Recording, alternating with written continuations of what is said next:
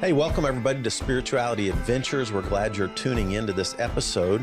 We are a viewer and listener supported podcast, so we really appreciate you listening, watching on YouTube. We really encourage you to subscribe to whatever platform you're using. If you're on YouTube, hit that subscribe button, or if you're on Apple or however you listen to a podcast, be sure and subscribe. We greatly appreciate it. Also, make comments if you like it and share it if you like it. We really need people to make comments and share the episodes that you like.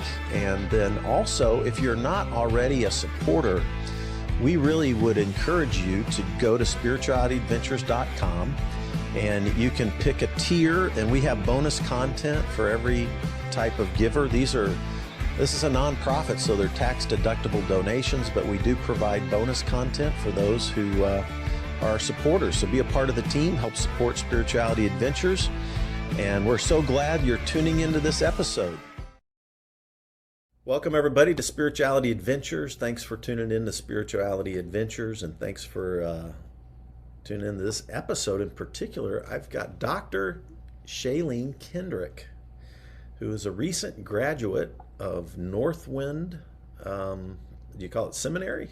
Yeah, Northwind and Kairos. It's a joint. Northwind Kairos Seminary. She did her doctoral work with Tom Ord, as well as who else were your academic advisors for your doctoral work?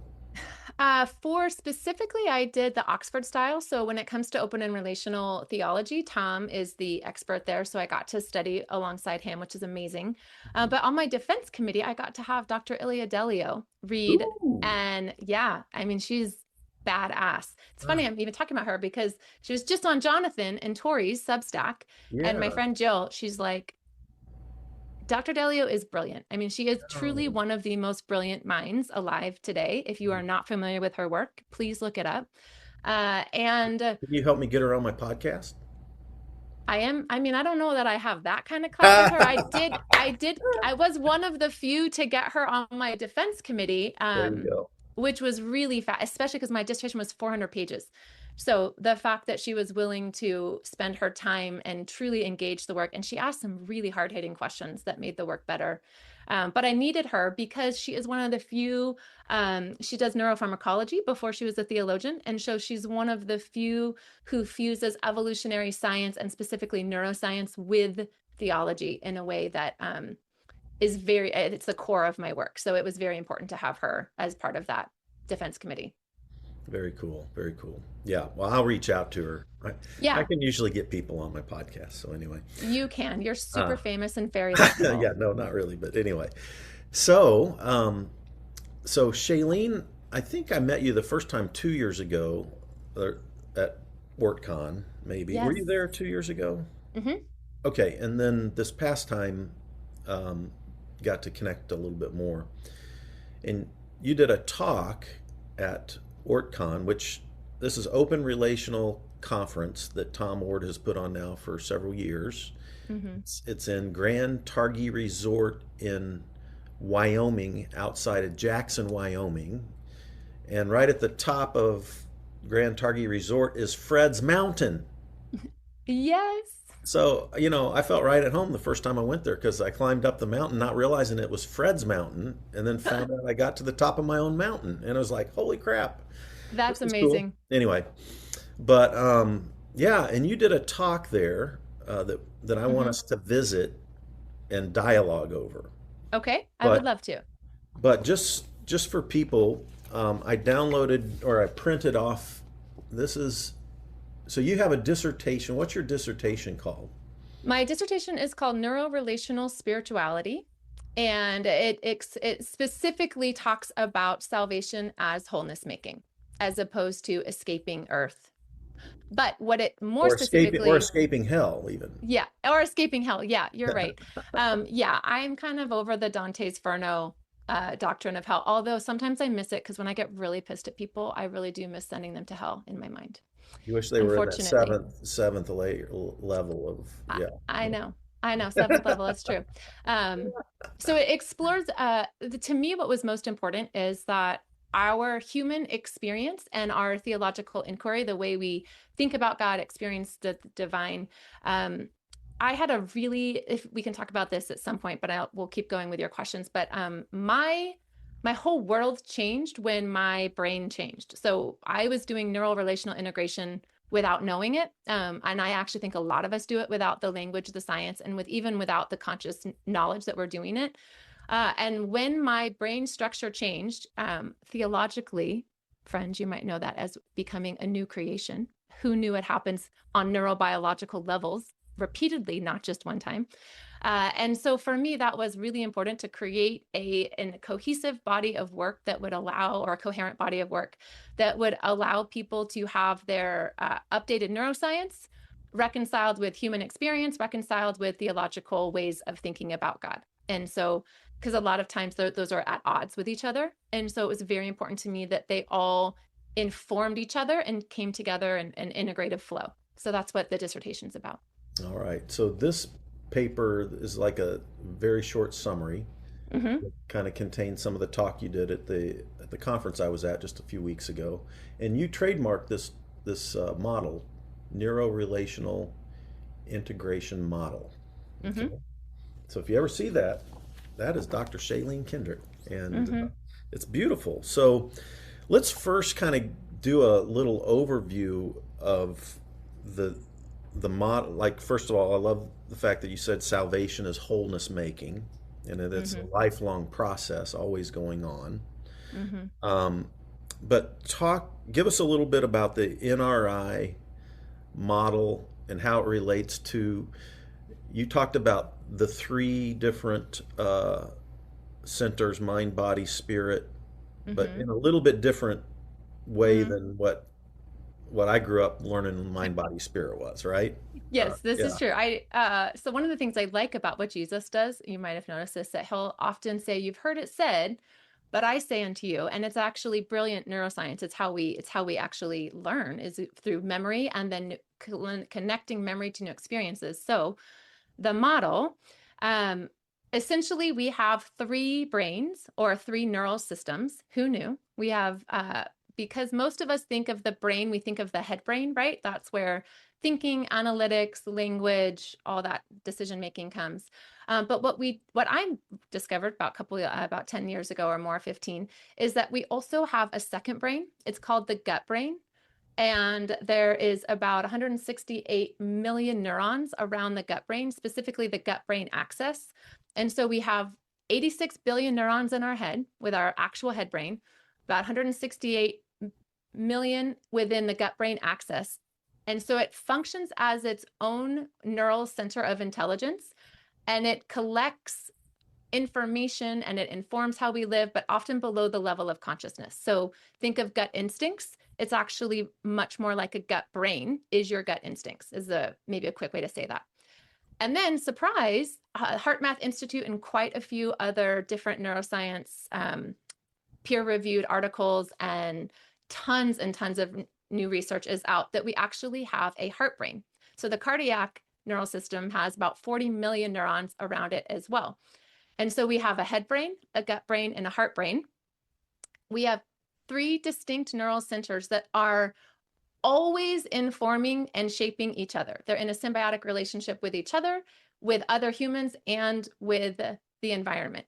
So think about it in the way of every time you walk into a room, your head brain is, what do I think about this? We have our gut brain. It uses what's called neuroception. It sends out these signals and it's constantly looking for safety or danger. It doesn't speak good, bad, right, or wrong.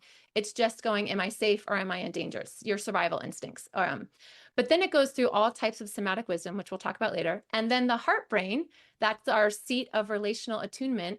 Our cardiac nervous system is actually also, with every emotion that we have, it can radiate the energy of that emotion up to 15 feet around us, which is fascinating. So all three of these brains are conversating all the time, and they're informing what we think, how we act, how we relate. They are constantly informing everything about us. It's just a lot of times we don't think about it on a conscious level, or we're not participating in it.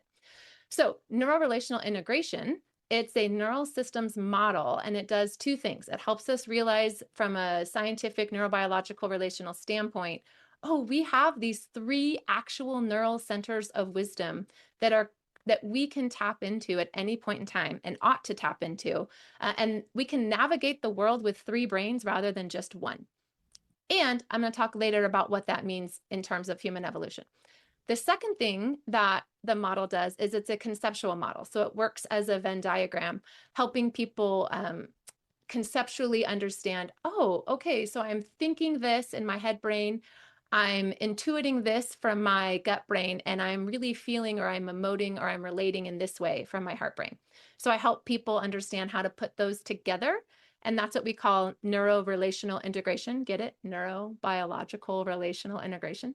And so I correlated the mind with the head brain, the body with the gut brain or somatic intelligence, and the heart, because we actually have what we call, you heard of emotional intelligence, right? Mm-hmm. Well, that Sure. comes from the heart brain in that way. And it's actually connected to social emotional because all emotions are social. And now the new neuroscience on spirituality is that spirituality is intrinsic to human neurobiology. Yes, So, because it's about connection, yes, right? right. So, Mm-hmm. yes. And and all these are attached to different systems within our actual brain, but we're not going to get into that. That gets confusing. Um, so the model helps us think about, okay, when I go into a room, how can I use all these innate sources of wisdom to navigate my experience or to navigate this conversation with you, right? So even in this moment, I'm analyzing, I'm thinking, but I can feel this like pull around my heart connecting me to you and to your listeners and to our listeners to go, okay, how can I attune or how can I connect and relate both with Fred, with Sam, and with anyone who I can't see at the moment? And then I have that neuroception, that gut brain, who's like, okay, what are my instincts telling me about this moment? Um, so that's the science part. Okay. So for our audience, we're going to get into talking about trauma, healing, and Mhm. wholeness. Okay. And we're going to get into the woman at the well as a case study. Mhm. All right. But before we get there, I have a couple of questions just from my own deconstruction over the last 6 years. And then, I've been in therapy and I did a 2 year training in mindful meditation with Tara Brock and Jack Cornfield. I'm a certified mindful meditation teacher now. I lead That's classes in amazing. this. Um, so, but like one of the things I've done, not trained in, but just experienced is like a Reiki session. Okay. Mhm. And I think in Reiki you have those 7 chakras, energy Mhm. centers, right? Mhm. And you've talked about 3 brains. I'm curious how that might relate to these chakras, these 7 chakras, or does it, or are we Yeah, talking about no, 2 different things? both And then I mean, and then I have another question okay, well, following up that one about okay. mindful meditation and things I learned in there as well. So I just want to get clear with Yep, how I'll that answer might. the first one as Yeah. succinct as I can. And by the way, Okay. I tend to be very wordy, so feel free to interrupt me at any time. And the first one is this. They do line up with our chakras. One of my favorite neuroscientists, Julie DeGangi, she has this book called Energy Rising. It is my go-to book. It is actually Energy the rising. neuroscience of emotions. Okay. You should read that alongside Candace Pert's, by the way, The Molecules of Emotions. But back to Okay. Julie DeGangi's, hers, Energy Rising, she does a phenomenal job at lining up emotional energy, like the actual scans of how emotional energy works in your body. And it eerily lines up very succinctly with the 7 chakras. Hmm. Uh, so her work was fascinating to me to think about how the actual energy, emotions are neurobiological energy, right? They're electromagnetic energy. Um, and the way they move through our body is a really fascinating way, and they can be incredibly healing. They're not good, bad, right or wrong, but they signal you to what do you need right now. And that's one of the things that I love about that is to me, that's that heart center, that heart brain is using emotions to help you understand what your needs are and how to get your needs met, which in a lot of ways helps heal that mind body split. So if you think of this makes for bad bad radio, right? When I'm trying to give visuals, but no one can see. So think of your heart center in the middle, and then you have your head up top, right? And then that gut brain below. Right. The That's how I think about it. Yes. And so Yeah. if you think about that heart center in so many ways, it bridges the mind body split. It helps the mind and the body come back into integration and into deeper connection with each other. And so a lot of times, if you follow your emotions, you will be bridging the disconnect or the disintegration that often happens between the mind and the body. Mm. And there's Yes. a way we can talk about that later, but Yeah. that's like the Good, quick good. science of it. Okay, cool, cool. All right, then the mindful meditation, one of the things that we talked about frequently was the amygdala, the Mm-hmm. most ancient part of the human brain, the reptilian part, fight, flight, freeze, you know, Mm-hmm. and how we all have a negativity bias because of that evolution, because it's always searching the horizon, trying to figure out what's going to kill us or not, and it's That's your neuroception. and You then just said it. and The then amygdala. if Yep. we have trauma, like something that almost kills us or feels like it's going to almost kill us, then Mm-hmm. that stores deeply, and then that imprints, and then we're Yeah. constantly horizon scanning the horizon for any potential triggers that might look like that, right? Yep. Mm-hmm. So that's a negativity bias that every human Homo sapien has, right? Then Mm-hmm. what I've learned with people in deconstruction, like with myself and others that I've worked with now, is that we have a second, it's like a double whammy in that we grew up in this theology that told us we were dirty, rotten sinners, Yeah. and that we can't trust ourselves or our bodies or anything, that we're dirty, rotten pieces of crap, and we can only be saved by the grace of Jesus and all that kind of stuff, which I'm all for Jesus. But what I realize is that we missed the whole first two chapters of Genesis, which talk about original blessing as being Yeah. our core identity. And so many people that go through deconstruction have an evolutionary negativity bias on top of a theological worldview negativity about themselves.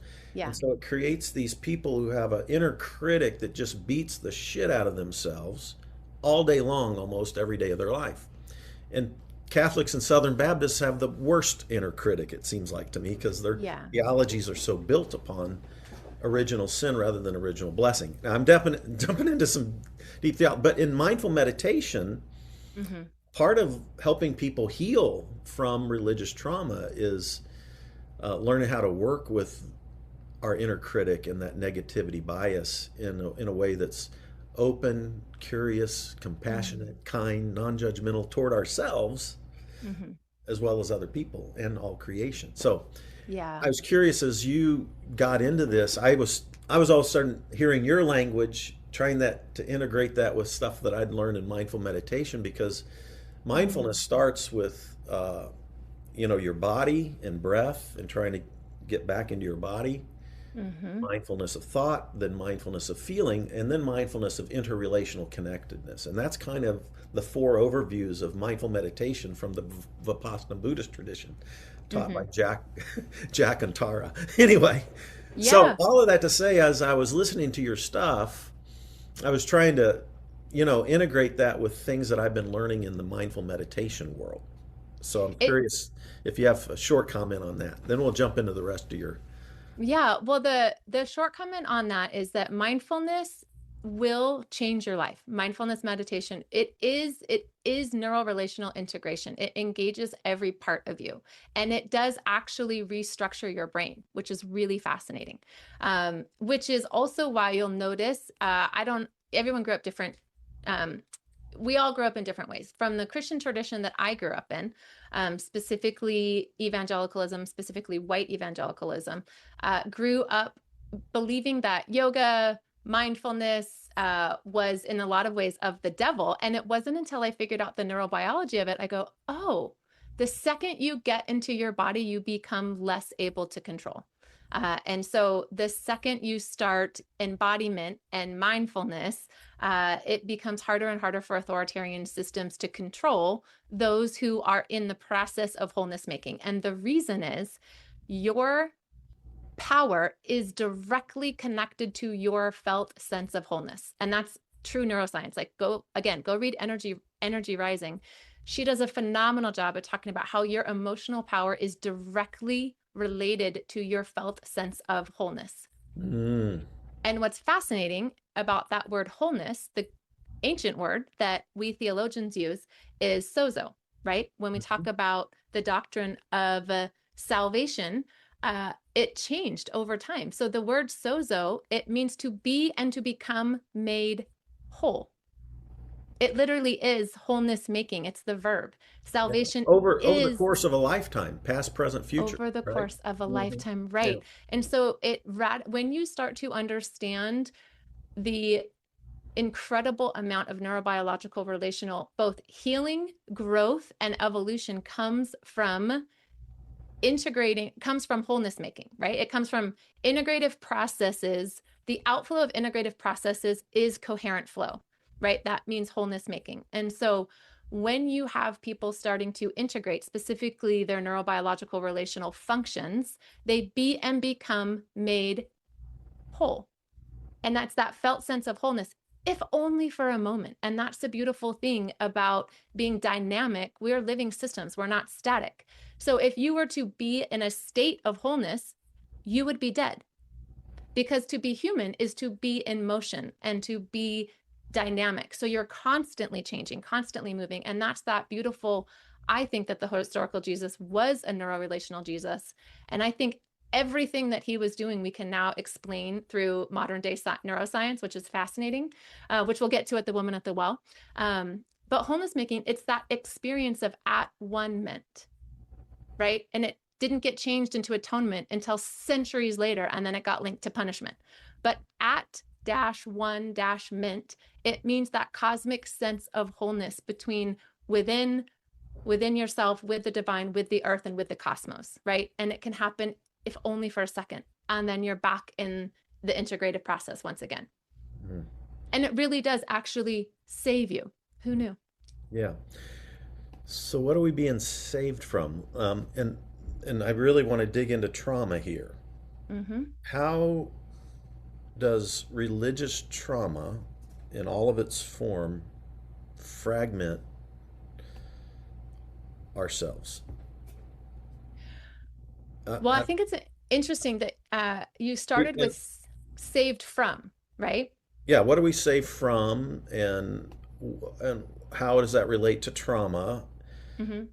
How does it relate to, from your perspective, we're talking about patriarchy, authoritarianism, all of these kind of things. How does that fragment us? How does trauma and belief system trauma fragment us? That's kind of what I'm trying to dig into. And so what are we being saved from, right? I'm going to back up just a little bit before I answer that question, because I think the foundation that question lies on is really important. I actually think the worst thing to happen to religiosity is to think that we're being saved from something. Okay. And the reason is we don't need to be saved from the human experience. Okay. Right? Like, and because people frame the problem, right? To be saved from something, you're starting with the problem. And I don't personally think that the human experience is a problem. So I don't think we're being saved from ourselves or from the human experience. I think for me. But you understand why I asked the question, though, right? Oh, because absolutely. That's a huge, huge thing when you talk about salvation, right? So that's what I'm getting at, right? Whatever your pre-assumptions are, right? Whatever you pre-assumed that we were being saved from something. And I actually think if you go back to the presupposition, I think we're being saved into something. There we go.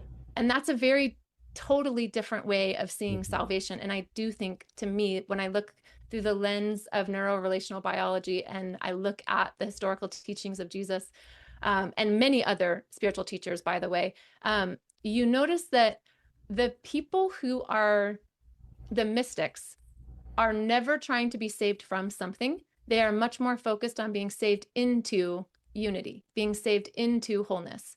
And so I don't think we're supposed to be saved from the human experience.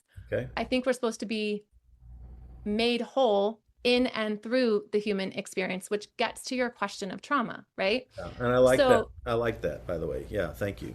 It's good. Well, to me, that is what healing is about, right? When you're trying to be saved, when you see yourself as inherently broken, when you buy into Augustine's doctrine of original sin, which, by the way, was not created until about 300 to 400 years until after Jesus died on the cross. So we'll Yes. get to that later. Original However, blessing. Original blessing. yes, or just original, like, um, original goodness, right? Like, Goodness. Yeah. to be, nothing's all good or all bad in the human experience. And so when you think about trauma, I think I'll just use myself as the example, okay? Because I think stories are maybe a better way to say this. I grew up in authoritarian Christianity. And so it was the Augustinian, you are inherently evil, the flesh is evil, there's nothing good in me but Jesus, yada, yada, yada. That is an authoritarian, fragmenting religious belief. Because when you can fracture somebody from within themselves, when your body no longer becomes home or safe for the human to be in, so you've now pitted me against myself, within myself. And so now I'm no longer safe within myself, which means I am neurobiologically wired to seek and to experience both connection and safety, right? Those are just basic human functions. And so if you cannot experience connection and safety within, which is what I think Jesus was, that is what salvation is. Like, the religion of Jesus was the religion, Howard Thurman, of the disinherited. He was teaching people who were marginalized how to find safety and interconnection within, because the world they live in was so traumatizing in external places. And that is why the religious leaders murdered him, because he was giving them back their power. He was reintroducing them to themselves, to their inner holy and holy. Your body is the temple. Go inside. You will find the things that you're looking for within and between, right? So it's always intrapersonal and interpersonal. And so Jesus was helping people find wholeness within themselves and between one another in micro communities outside of religious institutions. And that religious trauma happens when they can convince you that you can't find your most basic fundamental human needs within yourself and within meaningful connection with other humans. That is inherently fragmenting. Yes. Right. And by fragmented, and I want to be, integration means when things come together, when distinct parts synergize and synthesize and work together in functional harmony. That's the definition of integration. And disintegration is an innate, natural, beautiful part of being human. It's not to be demonized. The problem is chronic disintegration is when fragmentation occurs. And that's when we start to get serious physical health problems, mental health problems, societal problems. When we become chronically disintegrated or dismembered is how we become fragmented. Yeah. Is that helpful in that way of like, and that, Yeah. did that answer that question on trauma and spiritual trauma and what happens? Yeah, I think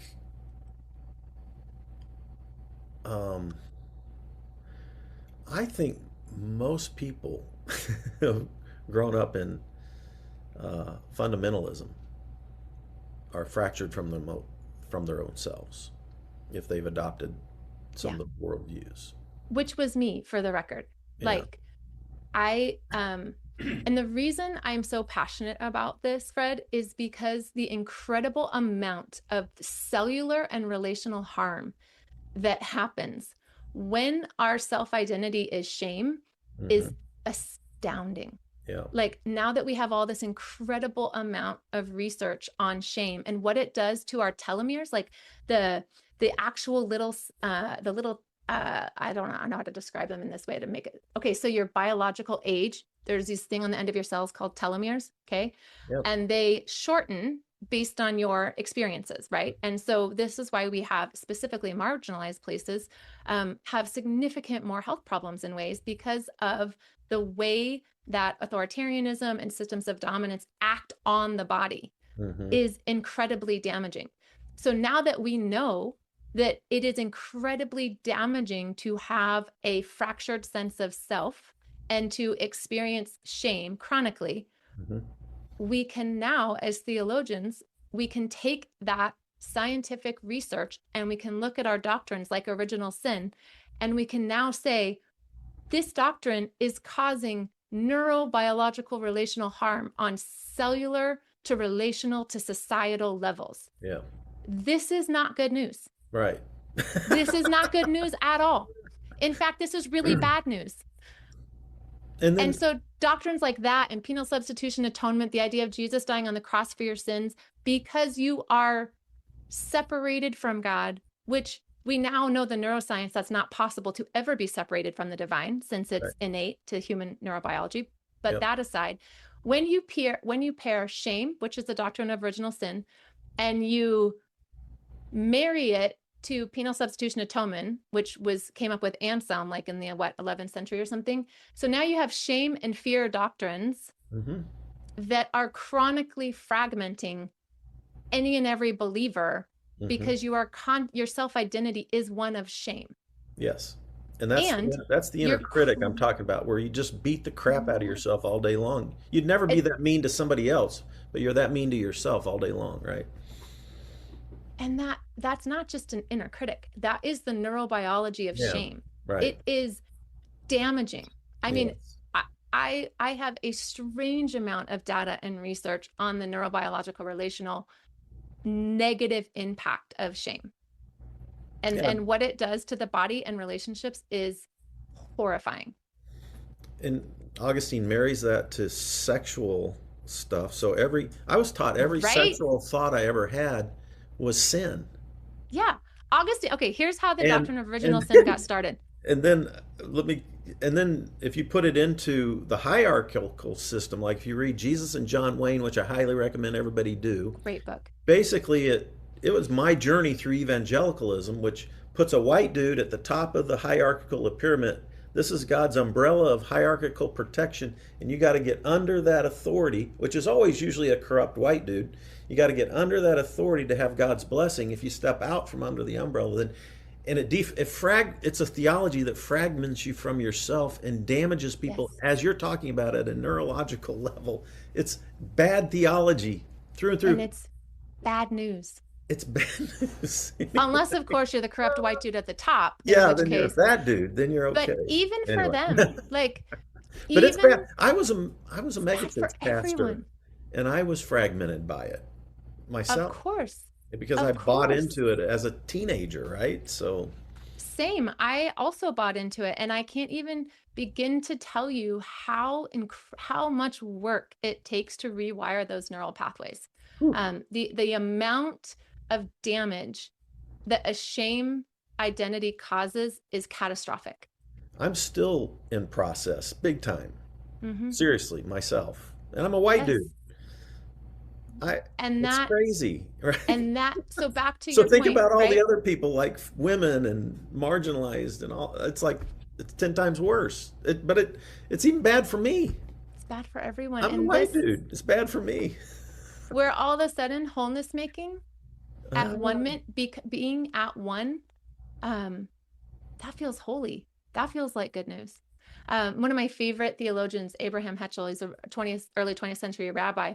so He I says, I was doing a PhD in the Hebrew Bible.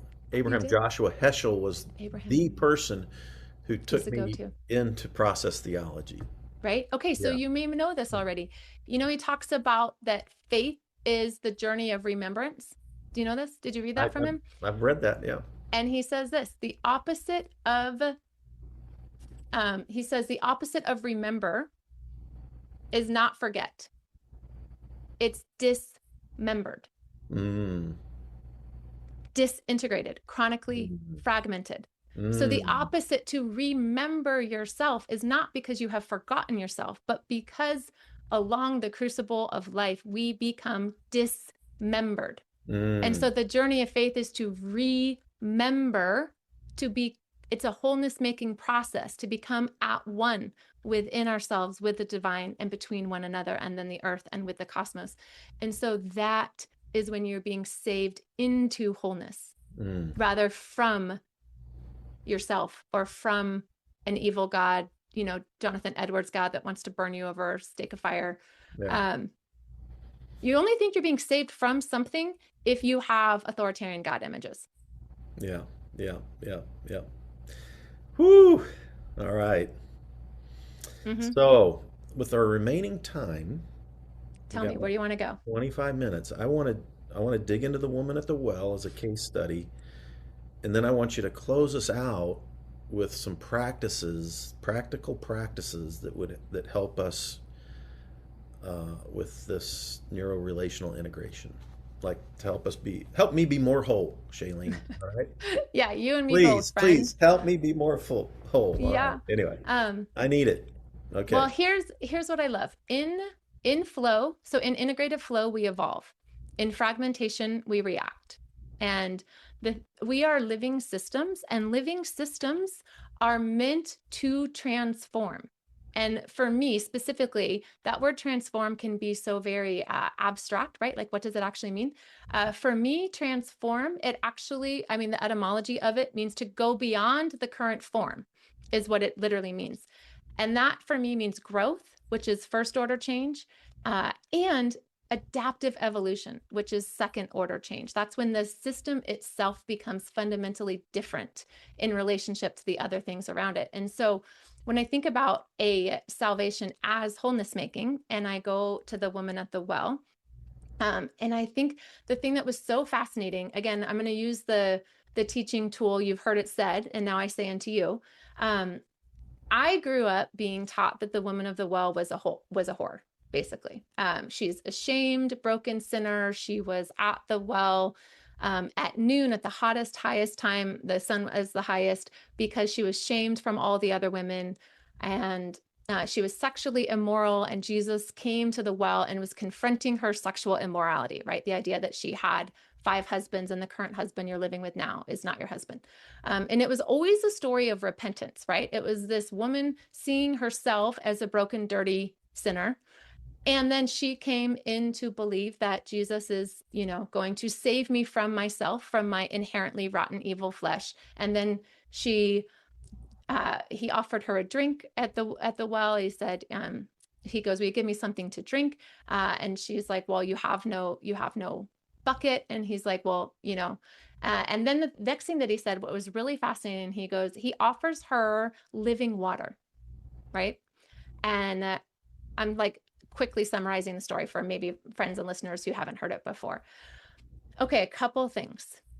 This is a brilliant story. From a literary perspective, I personally think that the book of John, which is the mystical gospel, was I'm among the scholars who think it was written by Mary Magdalene, maybe just because I love the idea that there's a feminist gospel in there. Nobody knows who it was written by, for the record. So the disciple whom Jesus loved could be anyone. I'm going to go with Mary Magdalene on this. And brilliantly, here's what she does. This woman at the well is juxtaposed right after the story of Nicodemus. Nicodemus is one of the religious leaders who came to Jesus in the dead of night and was asking Jesus questions. And we often think, I was told that he went away sad. That's actually, we have no clue how he went away. But we do know that the religious leader wanted to talk to Jesus under the cloak of night. And here's why I suspect that would be. Because he had a lot to lose, right? Yeah. He had a lot to lose as a Probably a religious member of the leader. Sanhedrin, in cahoots with Rome, all kinds That's of things. exactly Yeah. right. And so people who have a lot to lose try in a lot of ways go about in sneakiness, right? The idea of under the cover of dark, so I can sneak around. From a literary perspective, the woman at the well being at noon, from a literary standpoint, places her as a child of the light. And I heard that from Dr. Jamie Clark Souls, who's like blew my mind. Mm. And most scholars don't think that this was an actual historical story. They think it was an allegory or a metaphorical story because the conversation is deeply theological. She is one of the most brilliant theologians who's having a very sophisticated theological dialogue with Jesus at that time. And here's what I feel like he offered her. And this is the thing that became so life-changing for me. Is let's just take it from a mind standpoint, right? Let's take the head brain. So the first thing he does is he talks about when he talks about the 5 husbands that have gone before her, I personally see those as different stories about God that were fragmenting to her, right? Now they're talking about the Samaritan gods, yada, yada. But basically what he's saying is, hey, the gods that you worship now are not bringing you wholeness making. They are not offering you salvation both within and between. These are 5 different husbands or 5 different ways of believing about God that are keeping you fragmented. And so Sorry, go ahead. Sorry, even potentially 5 different abusers. Is that possible? Well, absolutely. And that was going to be my next point, right? The idea that the woman of the well is a whore because she has agency to go around sleeping with 5 different men is insane. In the ancient Near East, women had no agency. We're talking about a fundamentalist Jewish culture, right? She was property. This Yeah. is this is more of a story of sex trafficking than it Yeah. is Yeah. anything else, right? Like Exactly. this woman was more than likely raped by 5 different men and Yes. passed around, and the husband she is with now, it's not like she had any ability to choose that, Yeah, right? and even women today caught in domestic violence, abusive husbands, sometimes the worst thing they can do is move out because they'll just come and Yes. kill them. So they have to sneak, like, if it's a massive thing to get a woman and children out from the home of an abuser safely. Yes, it is. It's like I anyway, I'm going to stop there. But No, trust me, I would people, go down that rabbit hole in a second yeah, with you. And yeah, here's why that matters, okay? Jesus was having, whether it's metaphorical or not, the story is he's having a sophisticated theological conversation with her as an equal, right? He's not talking down to her. He's fully engaging her brilliant theological mind. This is not a story about a woman of ill repute. This is this is a story about a brilliant theologian who's holding her own, and she quips back. She's quite sassy with Jesus, which I love this about her. So he's engaging her mind, right? And then he says, and the husband that you have now, the sixth husband, that the man you're with now is even now not your husband. So we have this idea of she's now exploring another religious system, right? Like going, gosh, because we have this innate spirituality, we are looking for ways to express our spirituality. And that a religion is external and spirituality is internal. So I see why we want this coherence, right? We want our external expression, our religiosity to match this internal, deeply meaningful spirituality that we have inside. And she's not finding it, right? Because the external religiosities are fragmenting her. So then the next thing he says to her, so he moves from the mind, and then he engages her body, her somatic intelligence. And he says this to her, the water I give you will become a spring and it will well up to eternal life. This is in John 4. And I think from a neurobiological relational perspective that the living water Jesus is offering is her vagus nerve. It's vagal activation. The vagus nerve, if have you heard of the vagus nerve? Do you know this? yeah. I haven't read deeply on it, but yeah, I've heard it mentioned lots. So Yes. So the vagus nerve is it's Resman Menica calls it the soul nerve in his book, My Grandmother Hands. I love that Um, book, by the way. That is an Oh my amazing gosh, book. it's Whew. an amazing book. And Yeah. so it is one of the most healing. It goes from our brainstem down our lungs and our heart and our gut and our pelvis. So think of it like it almost follows that line of the chakras, right? It is a biological infrastructure of wholeness making. It is our internal source of vitality.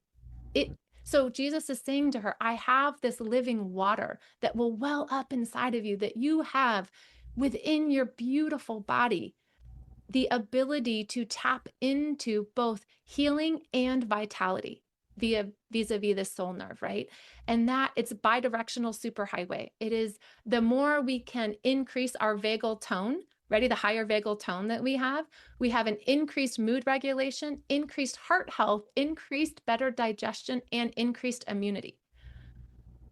That sounds like good news, right? I don't know. Surprise. And so I love this idea. And the word eternal life, Zoe Ananias, that word Zoe, it means life-giving energy that generates more life, right? That's why it becomes eternal, because there is this way to connect with this inner source of vitality, this well within us, this vagus nerve that will never run dry, Yeah. right? And that he's giving her Yes. this beautiful way to participate in healing and vitality in and within her own body, right? So he's talking about, hey, you've had these other religious systems that are fragmenting. I can help connect you to living water, which is within yourself, right? Bubbly Um, up. Bubbly this up. sense, yeah, I want that, right? And then he says this to her. He says this really, and then she says this, right? Um, she's after this insane beautiful experience with God, she runs and or with Jesus, depending on how you see him. She runs and she goes and tells her town, and she says, "Come and see a man who told me everything I've ever done." I have been told to interpret that as shame, right? Like, he told me everything I've ever done that is evil, horrific, all the broken things about me, yada, yada, yada. But we know when we think about what actual therapy is, right? Or empathetic listening, which is what Jesus was offering her. He was also co-regulating her in that moment. He's telling her all of the other ways that she has been looking for wholeness making outside of herself, and he did it without shame. There's no shame or condemnation in that sentence. We read it into it because we've been taught to, but it's not actually in the text itself. Yep. And so now we cue that heart center, right? I think about Jesus sitting at the well. I think about him using his own vagus nerve. There's this thing called the ventral vagal hug that you can actually extend your own ventral vagal energy to embrace the human body around you. I think you did that to me. You gave me a vagal hug when we were Right? at Open Yes. Relational Theology Conference. Yes.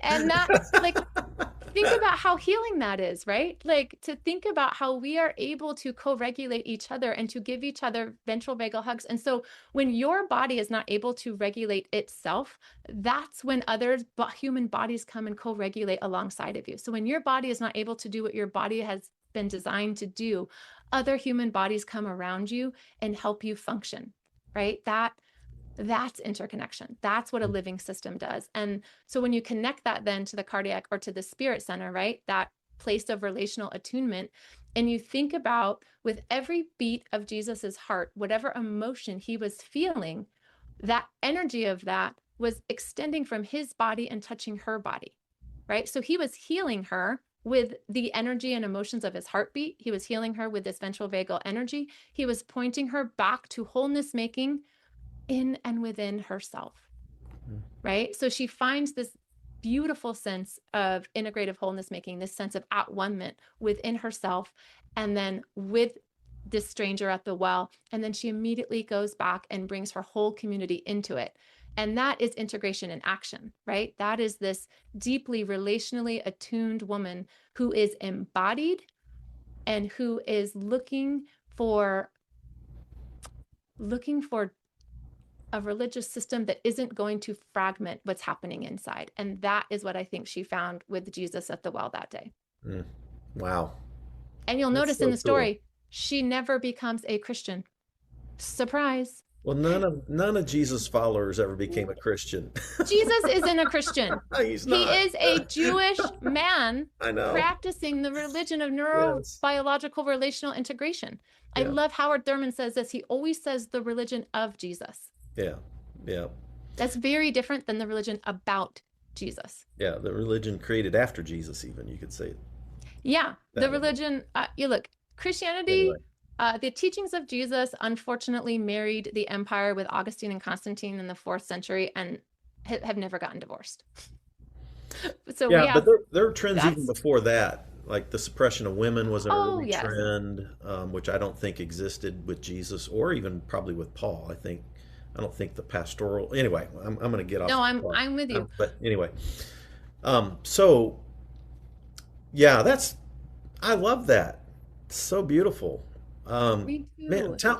who did you have somebody that, because this is the first time I've heard the woman at the well interpreted this way. I love Not it. be a whore. I know I always go, is she a whore or a But wholeness maker? all of it, right? And I was curious. Did you say that there was one or two people that got you thinking that way about her, or Yes, I was just Jamie Clark curious. Souls, Okay, brilliant. She's a Johannine scholar, brilliant. She was okay. the first one that helped me really start thinking of the woman of the well as How a do you say child her of the last name? light. Because I'm not familiar with her. Clark Souls, CLARK-SOLES. Okay, I have to check She's her out. she's a brilliant theologian out Is of she Dallas. alive today? Oh yeah, Okay, she's hilarious. She's okay. fantastic. Where does she teach So at? she's in Dallas. I forget what seminary she's at. I'll look it up. I'll send it Okay, to you. cool, cool. But so she was the first one to help me and to help me start thinking of the woman of the well as a child of the light. That was the first Okay, thing. Um, Again, growing up evangelical, I had only ever seen her as a dirty sinning prostitute. So that was healing, to start thinking of her as an empowered theological woman, a child of the light, someone who knew what she was about. So that helped me there. But then when it came to the neurobiological relational stuff, um, that's me, in the sense of, at the moment, I'm the only one that I know of who's interpreting scripture in this way. Mhm. Um, Kurt Thompson is doing some good work. I can talk about later that he's still inside authoritarian Christian. Um, he's using, I think, a lot of neurobiological functions, but then he's using them in service of an authoritarian God image, which is highly problematic. But I'm sure he's a good man, and also causing harm. Uh, so to me, the I love words. And so when I started really following the idea of living water and started following the Greek of Zoe Ananias, of eternal life, it once you start reading neurobiology, you'll start, for me anyway, I start very quickly making those connections of, oh, Mhm. living water is the vagus nerve.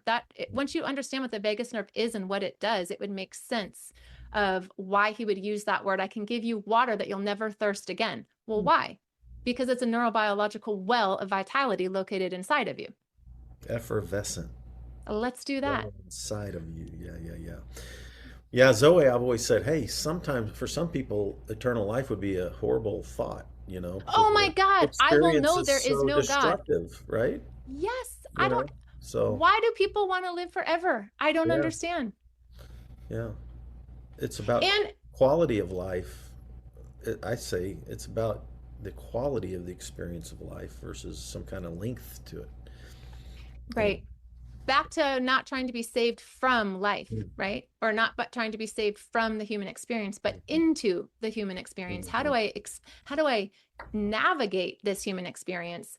And I want to, what you think directly shapes your experiences, right? And so I want to experience life with a sense of vitality. I Mm. want to experience life with a deep connection to my inner sense of worth and my inner wholeness. And when I get dismembered, I want to have a way and a map to come back to myself, to be remembered again. Beautiful. And us love theologians, it works beautifully with love, right? Love God, love your neighbor, love yourself, love the planet, love the universe. We're interconnected Yeah. at all points, at Yeah. all times, with everything. So, yeah, I think this is a good.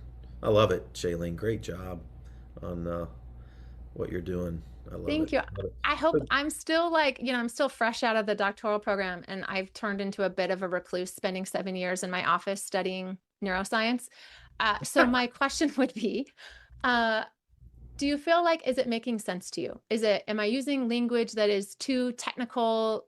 Tell me what you're hearing, and maybe tell your audience like what you're walking away with, and what advice would you have for me as I get to share this beautiful research in the world? How can I share it in a way that doesn't feel intimidating to someone, and or feels like it goes over their head? yeah, that's a good question. I've been wading so deep into some of this stuff. I feel like I'm curious what Sam, my podcast producer Sam, he's also a master of divinity and musician and all this. What do you think about this, Sam? You're hearing this for the first time, and come over here. I'm going to get him to come over on because I'm curious what he's thinking because I love Sam here. And this is Sam Gallegos. He's the podcast producer now. Hello, folks.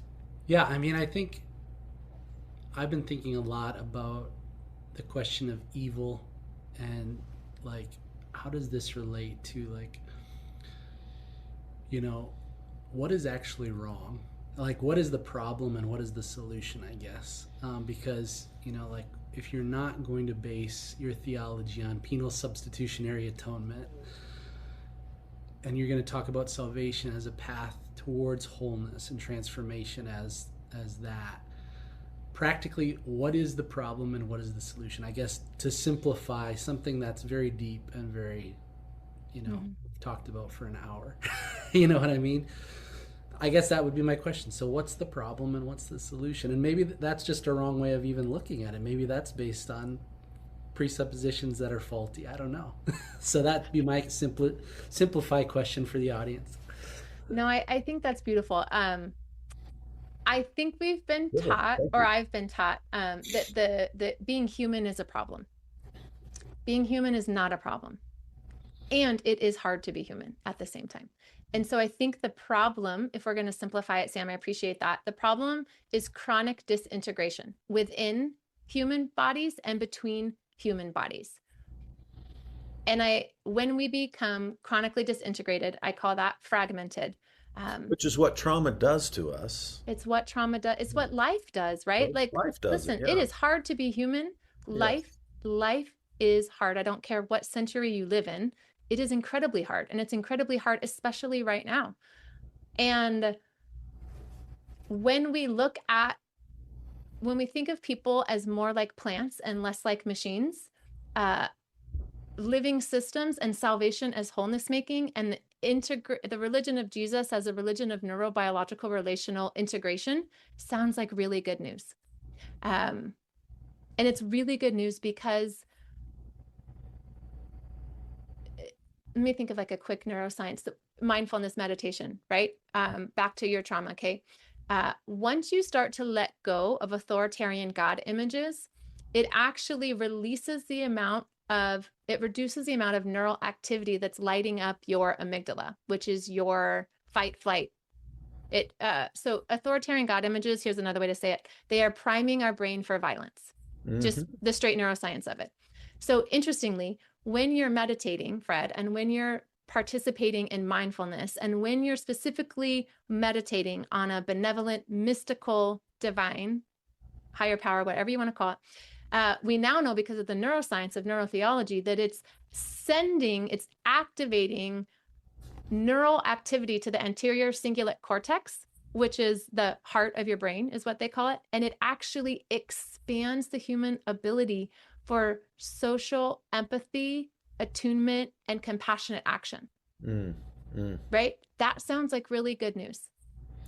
That's when beautiful. We can move through the human experience with a greater sense of connection and compassionate action and attunement within ourselves and with each other as our spirituality, that might actually save the world, not from being human, but from being fragmented. So I think that's the problem. Yeah, it's good. One of the ways I've said this in my meditation classes, like Viktor Frankl, Holocaust survival, he has this quote: between stimulus and response, there's a space, and in that space is your freedom. And between our prefrontal cortex and our amygdala, there's a space, or between, but it's really what it's talking about is integrating all of this. But also mindful meditation actually expands that space and helps with downregulation, with integration, with all these kinds of things. Like like what you're talking about literally helps rewire your brain, right? There's practices like that. So meditation, for kindness, breath work does this, right? Meditation. What are some of the other practical things along those lines that help? I'm sure therapy. Yoga, trauma therapy, somatic therapy, EMDR, all of those things, psilocybin when used correctly and in healthy ways. So even something, I was at a dinner just 2 nights ago that was very activating. So meaning I'm put in the middle of my autonomic ladder. I have that fight flight. Oh, it was a very is bringing up a lot of childhood religious trauma at the moment. And I made the choice that instead of leaving, which is a good option too, sometimes just physically removing yourself from that space is very healthy and very important. In that moment, I chose to actually hum. Did you know that humming can activate your vagus, your ventral tone? Humming and slight rocking can actually help re-regulate your nervous system. And once you re-regulate your nervous system, it sets a foundation for reintegrating both the body and the heart and the mind together. And so even as simple as humming and rocking, slight rocking. And we do this all the time, right? Think of how we even hold babies. I think of we are co-regulating each other, and we're regulating ourselves all the times in ways we don't even know. That's so fascinating. Isn't that beautiful? It's beautiful, yeah. I have had a song that I just found recently. I don't know why. It was by Snow Patrol called "Life on Earth," and I have to listen to that. Listen to it. It's an interesting song, but it just talks about how hard this life can be, but this is something else. This is something else. This kind of, it's calling us to a deeper, more integrated experience, and it shouldn't be Mhm. so effing hard, you know? So anyway, Yeah. And but sometimes it just is hard, right? Like I think of even like the first century followers of Jesus, right? They were all killed and or put in jail. But when we hear a lot of the stories, we hear this like deep sense of harmony and peace and flow wherever they're at, whether it was in the jail cell or in the arena getting murdered. I mean, you think of what happened to those early Christians, and it's not because they found an authoritarian religion that shamed them and terrified them. It's because they had these experiences of wholeness making. And we now know that experience is biology. Their neural networks their neural pathways were rewired while living and walking and being with this man named Jesus mm, in ways that created wholeness everywhere they went. That's why people were so drawn to them, mm. I think, Um, anyway. yeah, well, I even think of I was just in Memphis, Tennessee for our General Assembly for the Disciples of Christ, and Bernice King opened up the whole thing, the youngest daughter, Martin Luther King, speaking 2 blocks away from where her dad was assassinated. Mm-hmm. And the hard work of the civil rights movement. How did these people center themselves on nonviolent love while they were getting the crap beat out of themselves and put in prison and lynched and all? John Lewis was, I found out, put in jail 45 times, beaten, put in jail, and he just kept being nonviolent love all the way through. It's just unbelievable. Mm-hmm. Oh my God. And the religion of Oh, Jesus doesn't happen in just Christianity. You can be Muslim and be practicing the religion of integration, right? Religion, I love Ilia Delio. She says this: religion is not what you believe, it's who you are and what you do on a daily basis, ooh, ooh, right? yeah. I mean, if that definition of religion doesn't change your life right now, I don't know what will. And I I personally think that what Jesus was doing was neurobiological relational integration as who he was and what he did on a daily basis. And that can never be caught or trapped inside any religious system. He practiced that as a Jewish man. He was not Christian. I don't think he ever meant to start a whole world religion with his name on it. I I, think he meant to help catalyze a movement of people who were doing neuro-relational integration as who they are and what they did, the way with whatever love. their context and religion was. Yeah, yeah. I agree. I Because like that would actually be good news for all humankind. it. It would be good. Yeah. Imagine that. Imagine that. Good Imagine good news news for for all humans. everybody, even all creation. Wow. What an What idea. an amazing thing. Let's call it the way or something. No, anyway, so Yeah, I have an idea. And even that, right? uh, You think of the way of Jesus, yeah, the way of Jesus is what I meant. Not right? there's another way that anyway. No, I do know that way too. Yeah, yeah. Well, hey, thanks so much for being on Spirituality Adventures. This was delightful. And I love what you're doing. I still want to read your dissertation, which I haven't gotten yet, Oh, right? I'll send it to you. Yes. Yeah, I would love And that. a quick promo. I am trying to convince you right now, and I'm going to try to convince all of your listeners, come with me to beer camp. St. Paul, Minnesota, October 16th. The there's a whole team of us. We started a company, Neuro-Relational Integration, and we get to do an entire dynamic workshop from 10 to 4 in Minneapolis. It's like less than $100. Come and be a part of it. We will dive into all of this. We'll dive into the theology of it. This is for if you're done with religion, but you're not done with the sacred, for the nuns, for the progressives. Come and practice neuro-relational spirituality with us. Come practice integration with us. We'll give you practical tools, really simple ways to practice this in your daily life as who you are and what you do, and how to work it into your profession, whether you're a teacher or a minister or a real estate agent or a bartender. Okay. Well, I'm planning on being there. So, Yes, yeah, I mean, I'm I was going to give planning on you a being at code. Theology Beer Camp, but Come. I'm just now learning today about the 1 day advanced Deal. So yeah, I can give you a discount code. They gave me one. please text Okay, it I'm to going to me. send it to you. All And you right. can send it to any of your listeners who want to come. Sounds good. And do you have like, do you have like Instagram or a website or anything? Yeah, nrintegration.com is our website. And if you head to it and you just put your email in, we'll have the full website up and running by the end of the month. And we're in the middle of building that website out right now. But at the moment, you can just put your email on there and I will start sending. I'm starting a Substack actually next week. And so if you're interested, we're going to be doing all things neuro-relational integration. And I'll be starting a podcast called the Neuro-Relational Lab, There we go. which will be very fun. Awesome. Awesome. All right. Thanks so much. Thanks everybody for tuning into Spirituality Adventures, and see you next time.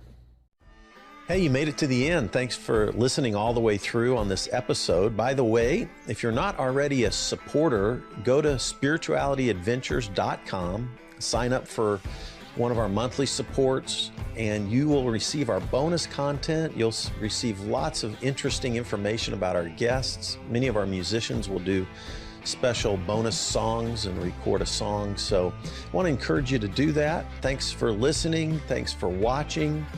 Be sure and subscribe. Be sure and share any of the episodes that you like. And be sure and make comments if you like them as well. This helps us get Spirituality Adventures out there to more listeners, more watchers. So whatever platform you're using, subscribe, like, share, make comments, and go to our website, sign up for our team, and be a part of the team support. Thank you so much, and we'll see you next time.